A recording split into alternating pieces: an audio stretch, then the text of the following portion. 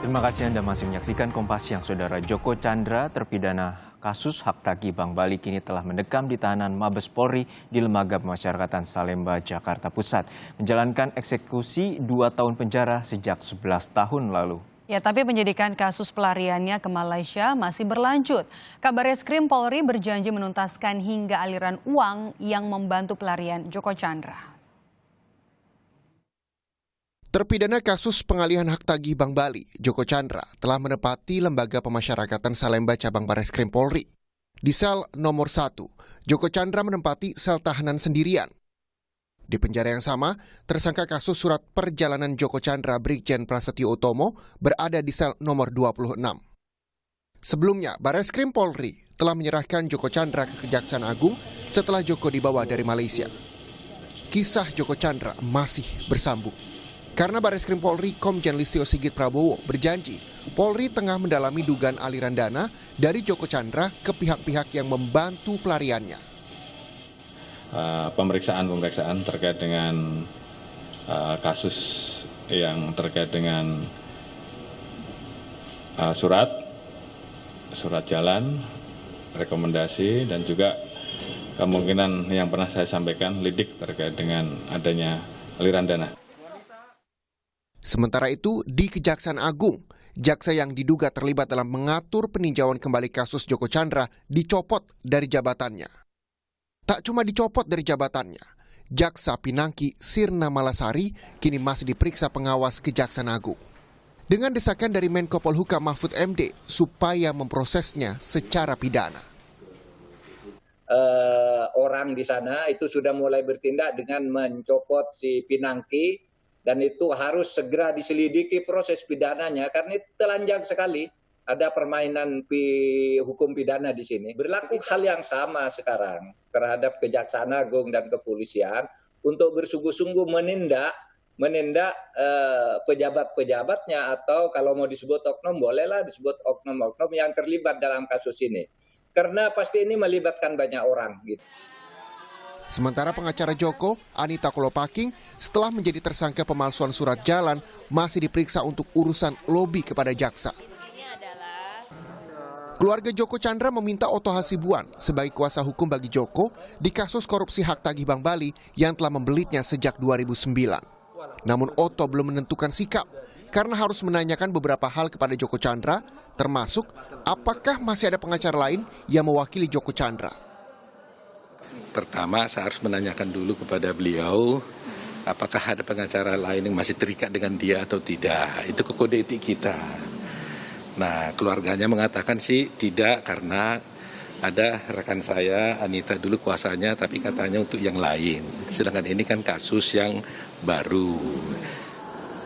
Setelah 11 tahun, seluruh kasus yang menjerat Joko Chandra sepertinya akan dituntaskan. Namanya kembali mengemuka setelah dia berupaya melakukan peninjauan kembali ke Pengadilan Negeri Jakarta Selatan dengan membuat KTP elektronik untuk mendaftar ke Pengadilan Jakarta Selatan. Tim Liputan, Kompas TV. Dan saudara, selain diperiksa di Kejaksaan Agung, Jaksa Pinangki juga diperiksa di Komisi Kejaksaan. Sekali mangkir pada Kamis lalu, hari ini rencananya Jaksa Pinangki akan diperiksa kembali oleh Komisi Kejaksaan. Kita temui rekan kami, Feni Sinuraya di Komisi Kejaksaan. Feni, apakah Jaksa Pinangki hadir untuk memenuhi pemeriksaan hari ini? Ya, selamat siang, Maidop dan juga saudara. Informasi terbaru yang kami peroleh dari Ketua Komisi Kejaksaan, yakni Barita Simanjuntak, menyatakan bahwa pemeriksaan terhadap Jaksa Pinangki Sirna Malasari ini akan dilakukan pada hari Rabu 5 Agustus 2020 mendatang, atau lusa, 2 hari lagi dari hari ini. Dan ini merupakan panggilan kedua, begitu, yang dilayangkan kepada Jaksa Pinangki setelah sebelumnya pada hari Kamis 30 Juli lalu, pada panggilan pertamanya, Jaksa Pinangki ini juga tidak hadir tanpa memberitahukan alasan tertentu kepada Komisi Kejaksaan. Nantinya Medop pada pemeriksaan di hari Rabu 5 Agustus 2020 akan ditanyakan atau dimintakan sejumlah klarifikasi kepada Jaksa Pinangki untuk menjelaskan soal kontradiksi yang selama ini terjadi. Disebut kontradiksi karena kalau kita tahu bahwa jaksa atau kejaksaan ini sebenarnya memiliki wewenang dan juga tugas untuk melakukan melakukan eksekusi terhadap terpidana atau dalam hal ini adalah Joko Chandra. Namun kemudian selama 11 tahun lamanya kejaksaan ini tidak bisa melakukan eksekusi terhadap Joko Chandra dengan alasan mengalami kesulitan ataupun kendala. Namun di sisi lain, Jaksa Pinangki kemudian diduga diketahui bertemu dengan Joko Chandra dan juga pengacaranya Anita Kolopaking di sebuah tempat yang diduga ada di luar negeri begitu, dan kemudian berfoto bersama. Ini juga kemudian dibuktikan dari foto-foto yang diberikan oleh koordinator Maki Boyamin Saiman. Dan menjadi pertanyaan juga karena mengapa kemudian tidak dilakukan penangkapan ataupun juga eksekusi terhadap Joko Chandra ketika pertemuan tersebut berlangsung. Dan selain itu nantinya juga akan ditanyakan sejumlah kronologis secara mendetail begitu, apakah pertemuan tersebut benar pada saat pengambilan foto tersebut, kemudian di mana lokasinya, kapan waktu pengambilan foto tersebut dilakukan, dan apa saja pembicaraan yang dilakukan oleh Jaksa Pinangki kepada Joko Chandra dan juga pengacaranya Anita Kolopaking. Kalau kita tahu atau kita ingat, Medop, Jaksa Pinangki ini juga sempat disebutkan pernah 9 kali pada 2019 bepergian ke luar negeri tanpa izin pimpinan. Maka ini kemudian menjadi salah satu materi yang juga akan diklarifikasi oleh Komisi Kejaksaan. Apakah benar bahwa kepergian atau kepergian dari Jaksa Pinangki ini diketahui oleh pimpinannya, dan apakah Jaksa Pinangki kemudian menginformasikan kepada pimpinannya bahwa akan bertemu dengan Joko Chandra. Jadi ini semua nanti akan diklarifikasi pada hari Rabu. Dan Komisi Kejaksaan juga nantinya jika ditemukan adanya penyalahgunaan wewenang dan juga dugaan pelanggaran lainnya, ini akan menginformasikan kepada publik secara transparan dan kemudian meminta agar pelanggaran-pelanggaran yang diduga nanti akan ditemukan ini ditindak secara tegas. Untuk saat ini, Jaksa Pinangki sendiri juga sudah dicopot dari jabatannya, namun sejumlah pihak meminta agar tidak hanya diproses secara etik, tapi kemudian juga ada proses pidana, mengingat memang kalau Bareskrim saat ini juga sudah membuka penyelidikan terkait dengan dugaan aliran dana suap yang diberikan oleh Joko Chandra. Demikian, Medop. Terima kasih Feni Sinuraya terkait dengan pemeriksaan Jaksa Pinangki, dan dari Komisi Kejaksaan kita akan bergabung ke Bareskrim Polri. Ada jurnalis Kompas TV Valentina Sitorus terkait dengan perkembangan kasus Joko Chandra terpidana kasus pengalihan hak tagih atau CSI Bank Bali. Valentina, Oto Hasibuan, kuasa hukum dari Joko Chandra, siang ini informasinya datang ke Bareskrim Polri. Apa agendanya, Valen?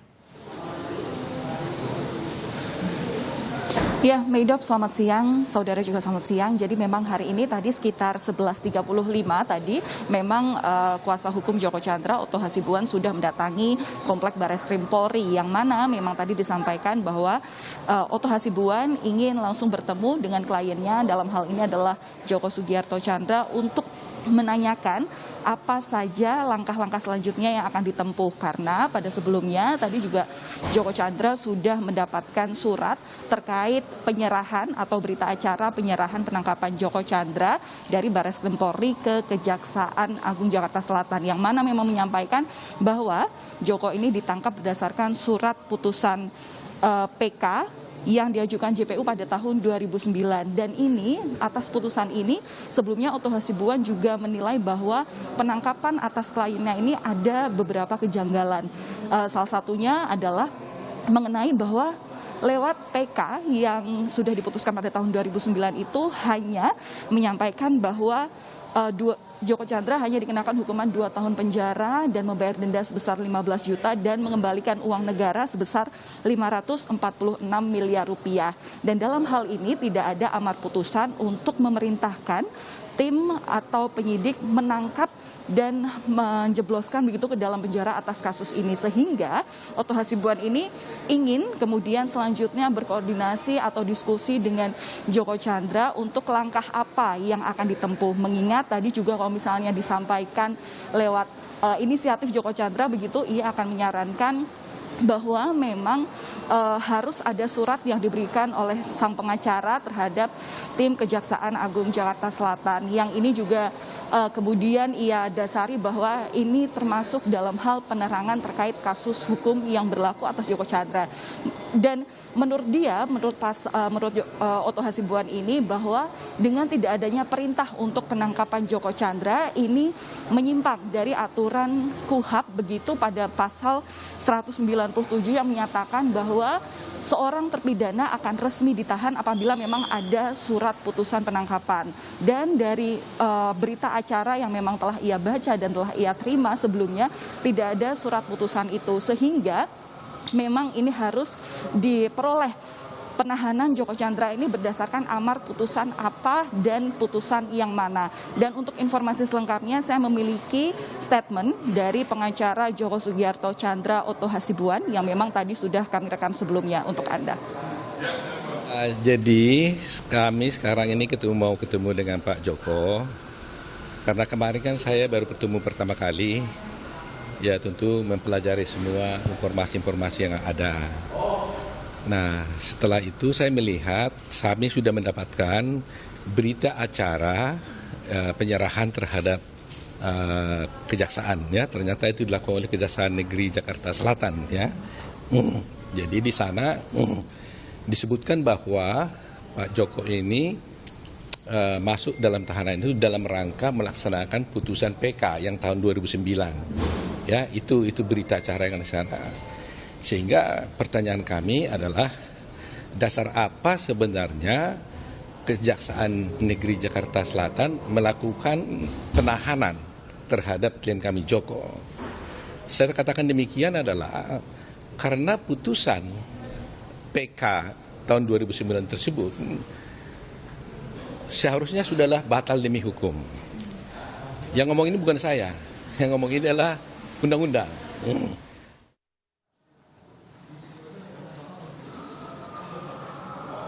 Ya, dan saudara perlu saya sampaikan informasi selanjutnya bahwa memang bahwa PK tersebut batal berkekuatan hukum karena pada dasarnya meskipun pada tahun 2012, tepatnya pada 22 November 2012, ini memang Mahkamah Konstitusi memeriksa butir-butir lagi dari KUHP ini, namun ini sifatnya putusan dari MK ini tidak berlaku surut. Artinya bahwa perintah penahanan itu sebenarnya berlaku terhadap terpidana begitu setelah tahun 2012. Dalam hal ini Joko Chandra dikenai hukuman pada tahun 2009 begitu. Dan kemudian selain juga untuk mendampingi kliennya dalam kasus pemeriksaan hak tagih, pengalihan hak tagih Bank Bali begitu, Otto Hasibuan juga dalam hal ini juga melakukan koordinasi lanjutan dengan kliennya Joko Chandra ini mengenai pemeriksaan penyidik Bareskrim Polri terkait kasus pelariannya, atau dalam hal ini yang telah melibatkan dua tersangka sebelumnya, yakni pihak kepolisian Brigjen Pol Prasetyo Utomo dan Anita Kolopaking. Dan untuk kasus yang kedua ini, memang Otto Hasibuan juga ikut untuk berpartisipasi atau mengikuti tindak lanjut dari pihak kepolisian bagaimana proses pemeriksaan akan dilanjutkan atau berlangsung. Dan dalam kasus pelariannya ini, Otto Hasibuan juga akan mendampingi karena Joko Chandra ini juga akan diperiksa terkait penerbitan surat jalan, surat rekomendasi kesehatan, dan juga dugaan aliran dana yang mungkin akan melibatkan sejumlah orang selain dua tersangka yang telah saya sebutkan tadi. Meidop. Terima kasih laporan Anda, jurnalis Kompas TV Valentina Sitorus melaporkan langsung dari Bareskrim Mabes Polri Jakarta.